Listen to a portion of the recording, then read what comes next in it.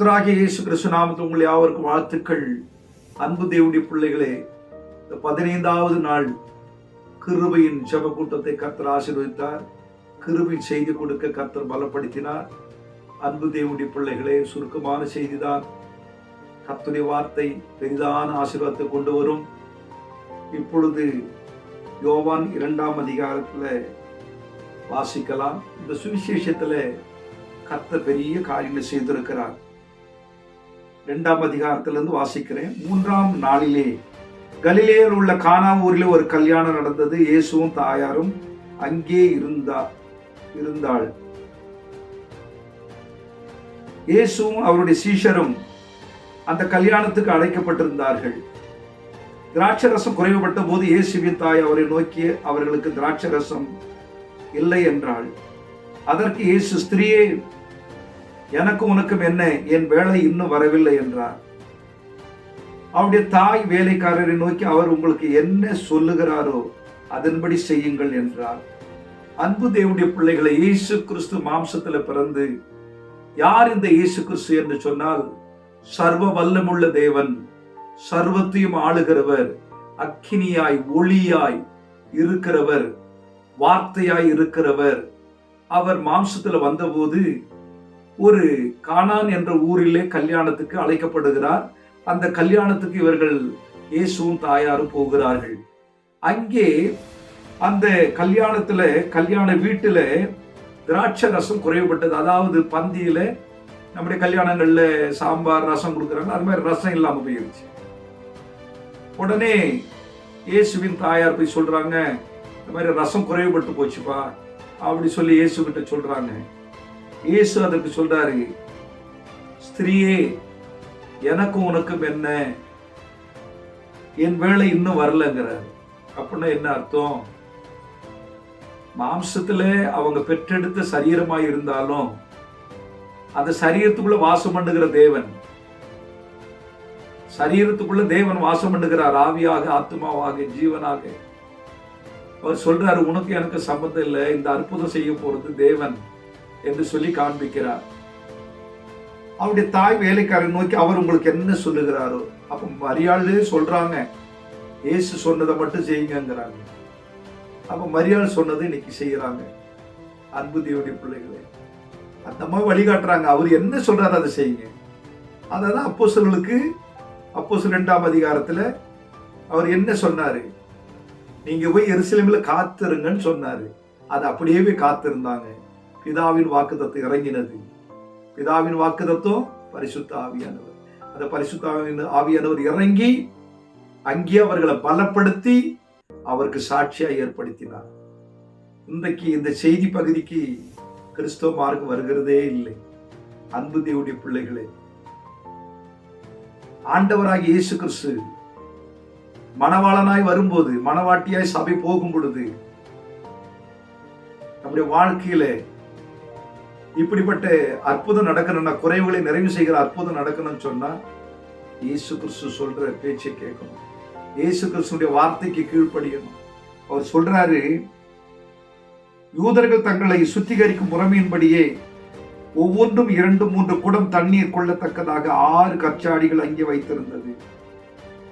பாருங்க, கல்யாணமா இருந்தாலும் சரி, தொழுகையா இருந்தாலும் சரி, சுத்திகரிப்புன்னு ஒண்ணு இருக்கு.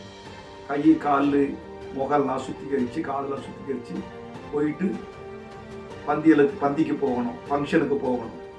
சுத்திகரிப்பு ரொம்ப அவசியம். ஒரு காலத்துல, இந்த காலத்துல கூட எல்லாருமே சரீரத்தை சுத்தம் பண்ணிக்கிறாங்க. ஆனா இருதயத்தையும் நினைவுகளையும் எண்ணங்களையும் சுத்திகரிக்கிறது இல்லை. எண்ணத்தையும் இருதயத்தையும் நினைவுகளையும் சுத்திகரிக்கிறது தான் உண்மையான சுத்திகரிப்பு. அதுதான் ஆண்டவருக்கு பிடித்த பக்தி, ஆண்டவருக்கு பிரியமான பக்தி. நான் உழுந்து ஜெபிச்சுட்டு அடுத்தவன் நல்லா இருக்கக்கூடாதுன்னு நினைக்கிறது அது சுத்திகரிப்பு இல்லை. அடுத்தவனை பழிவாங்கன்னு நினைக்கிறது அது சுத்திகரிப்பு இல்லை. அடுத்தவன் நல்லா வாழக்கூடாதுன்னு நினைக்கிற அந்த பொறாமைனாவி இருந்தால் அது சுத்திகரிப்பு கிடையாது. என்ன போல நான் நல்லா இருக்கேன்னா என்ன போல எல்லாருமே நல்லா இருக்கணும், அந்த எண்ணம் இருந்தாலே சுத்திகரிப்பு உள்ள சுத்தமாயிருச்சுன்னு அர்த்தம். சாமி கும்பிட்றதுக்கு மட்டும் பயன்படுத்திட்டு மற்றதுக்கு எல்லாத்துக்கும் அவங்கள ஒதுக்கி வச்சுன்னு வச்சுங்களேன், அது உண்மையான கடவுள் சுத்திகரிப்பு கிடையாது. இருதயம் சுத்திகரிக்கப்படணும். சும்மா சரியத்தை வேணா குளிச்சுட்டு பேண்ட் போட்டு பேண்ட்டு ஷர்ட்டு டை கட்டிக்கின்னு இந்த சுத்திகரிப்பு இல்லை. உண்மையான சுத்திகரிப்பு இருதயத்துல சுத்திகரிப்பு, நினைவுல சுத்திகரிப்பு. இந்த யூதர்கள் எப்பொழுதுமே தன்னை சுத்திகரித்து கொண்டுதான் பங்கனோ தொழுகை செய்வாங்க. அதனால 6 கற்சாடி அங்க இருந்தது. சுத்திகரிப்புக்காக தண்ணீர் வைத்திருந்தார்கள். அங்க தண்ணியில வெறும் கற்சாடி தாங்க. ஆண்டவர் சொல்றாரு அதை நிரப்புங்கிறாரு. உடனே நிரப்புறாங்க. இயேசு வேலைக்காரரை நோக்கி ஜாடிகளில் தண்ணீரை நிரப்புங்கள் என்றார். அவர்கள் அவைகளை நிறைய நிரப்பினார்கள். உடனே சீஷர்கள் ஓடி போயிட்டு கடகடம் தண்ணியை கொண்டு வந்து இந்த 6 கற்சாடியிலையும் தண்ணியை நிரப்பிட்டாங்க. இந்த 6 கற்சாடின்னா மனிதனுக்கு கொடுக்கப்பட்ட 6 அறிவு. இந்த 6 அறிவு 6 கற்சாடி. இந்த 6 கற்சாடியில தேவனுடைய வார்த்தையின்படி தண்ணீர் இருக்கணும். அப்படின்னா அபிஷேகம் இருக்கணும், கர்த்தருடைய அறிவு இருக்கணும். அந்த 6 அறிவிலும் கர்த்தருடைய அறிவு இருக்கணும். பஞ்சபூதங்கள் உள்ள இருந்ததுன்னா அது கர்த்தருடைய அறிவு கிடையாது. அந்த பஞ்சபூதங்களை வெளியே அனுப்பிட்டு அந்த இன்னொரு அறிவு ஒன்று சேர்த்துட்டு 6 அறிவும் கர்த்தரால் அபிஷேகம் பண்ணப்பட்டிருக்கணும், தெய்வ போதகத்தால் அபிஷேகம் பண்ணப்பட்டிருக்கணும். அதுதான் அப்படி அபிஷேகம் பண்ணப்பட்ட ஒரு நல்ல அறிவு. மனிதன் நேசிப்பது. அந்த அறிவு, உன்னை போல பிற நேசி என்று சொல்லக்கூடிய அந்த அறிவு, மனத்தாழ்மை, கர்த்தரை அறிகிற அறிவு, நற்கிரிகள், நற்பண்புகள், நன்மை செய்கிறது, இப்படிப்பட்ட காரியங்களை நாம் செய்யும் பொழுது நம்ம என்னவாகிறோம்னா கற்சாடி, ஆண்டவருடைய கிருபினால நிரப்பப்பட்ட சாடி. இந்த 6 கற்சாடியில தண்ணியை நிரப்புறாங்க. 6 அறிவுடித்த மனிதர்கள் கர்த்தருடைய ஆவினால் நிரப்பப்படணும்ன்ற அர்த்தம் அது.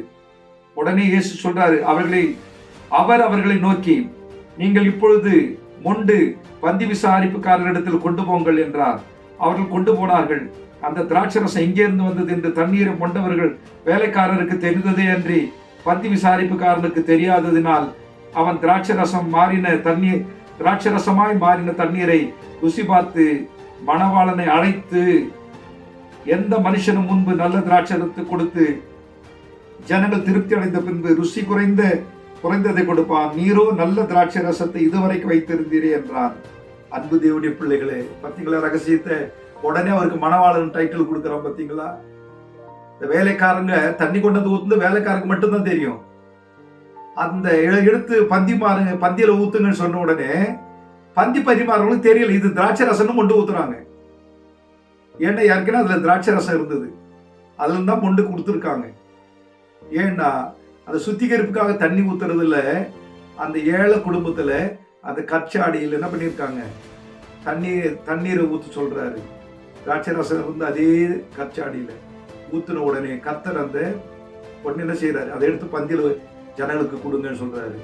இயேசு சுவாமி சொன்ன உடனே அந்த தண்ணீர் திராட்சை ரசமாய் மாறிட்டு அது சாப்பிடுறோம். கேட்கறாங்க, நல்ல திராட்சை ரசத்தை இவ்வளவு நேரம் எங்க வச்சிருந்தீங்க, இவ்வளவு ருசியா இருக்கே? ஏன்னா திராட்சை செடியே அவருதான், திராட்சை கனியும் அவருதான், திராட்சை தோட்டமும் அவருதான். அன்பு தேவனுடைய பிள்ளைகளே, அவருடைய வார்த்தை திராட்சை தோட்டம், அவருடைய வார்த்தை திராட்சை கனி, அவருடைய வார்த்தை திராட்சை ஜூஸ், திராட்சை ருசி உள்ள ரசம். ஆகினாலே கானான் ஒரு கல்யாணத்துக்கு போனது இயேசு அல்ல, இயேசு என்ற திராட்சை தோட்டமே போயிருக்கிறது, திராட்சை கனியே போயிருக்கிறது. வாயில சொன்ன உடனே தண்ணீர் திராட்சை ரசமா மாறிட்டு. அன்பு தேவனுடைய பிள்ளை, அதனால அவர் சொன்னாரு, என்னில் நிலைத்திருக்கிறவன் கனி கொடுப்பான், என் வார்த்தைக்கு செவி கொடுக்கிறவன் கனி கொடுப்பான், என்னில் நிலைத்திராதவன் வெட்டுண்டு அக்கினியில போடப்படுவான். இன்றைக்கு ஆண்டவருக்குள்ள நிலைத்து இருந்தால் நம்முடைய ஆவி ஆத்ம சரீரம் பூமியில ருசியுள்ள திராட்சை ரசம் போல வாழ்க்கை வாழலாம். அன்பு தேவனுடைய பிள்ளைகளை, ஆண்டவராகிய இயேசு கிறிஸ்து கானான் கல்யாணத்திலிருந்து அற்புதம் செய்தார். இன்றைக்கு நமக்கு நடக்க போகிற அந்த பரமாத்மாவோட நம்ம சேர போறோம், அந்த ஜீவாத்மா போய் அவர்கிட்ட இளைப்பாற போறோம். அந்த திருமண நிகழ்ச்சியை போல மாடல் இது. ஆகினாலே இயேசுவின் நாமத்தில் அன்பு தேவனுடைய பிள்ளைகளை, அந்த கானான் கல்யாணம் செய்த அற்புதத்தை இன்றைக்கு 6 அறிவு படைத்த அந்த கச்சாடியில கூட அந்த இயேசு என்ற வார்த்தை திராட்சை ரசம் நம்முடைய வாழ்க்கையில நிரப்பப்படும் போது நாம் ருசியுள்ள வாழ்க்கையாக மாறுவோம். மகா பரிசுத்தமுள்ள நல்ல ஆண்டவரே, இந்த செய்தி கேட்கிற ஒவ்வொரு பிள்ளைகளை ஆசீர்வதி. அங்க 6 கச்சாடிகள் இருந்தது, அது போல 6 அறிவுகளை படைத்த கச்சாடிகளாய் நாங்கள் இருக்கிறோம். உங்களுடைய வார்த்தையினாலே, உங்களுடைய மகிமையினாலே எங்களுடைய கச்சாடிகளை திராட்சரச தண்ணீரை நிரப்ப அந்த திராட்சரசமா மாற்றினது போல எங்களையும் எங்க கச்சாடியாகிய அறிவையும் உம்முடைய வல்லமையினால் நிரப்பும், உம்முடைய ஆசீர்வாதத்தினால் நிரப்பும், உம்முடைய அபிஷேகத்தினால் நிரப்புங்கப்பா. செய்தி கேட்கிற பிள்ளைகள் கர்த்தரால் பலப்படட்டும் ஆண்டவரே. எல்லா ஆறறிவும், எல்லா மனிதனுடைய ஆறறிவும் அபிஷேகம் பண்ணப்படட்டும். அந்த ஆறறிவை அடிமைப்படுத்தி வைத்திருக்கிற கொடிய பாவங்கள், கொடிய வியாதிகள், கொடிய மரணங்கள் இயேசுவின் நாமத்தில் விடுதலை ஆகட்டும். தேசம் முழுவதும் ரட்சிப்பு கட்டளிடும், சமாதானத்தை கட்டிடும். இயேசுவின் நாமத்தில் பிதாவே, ஆமென்.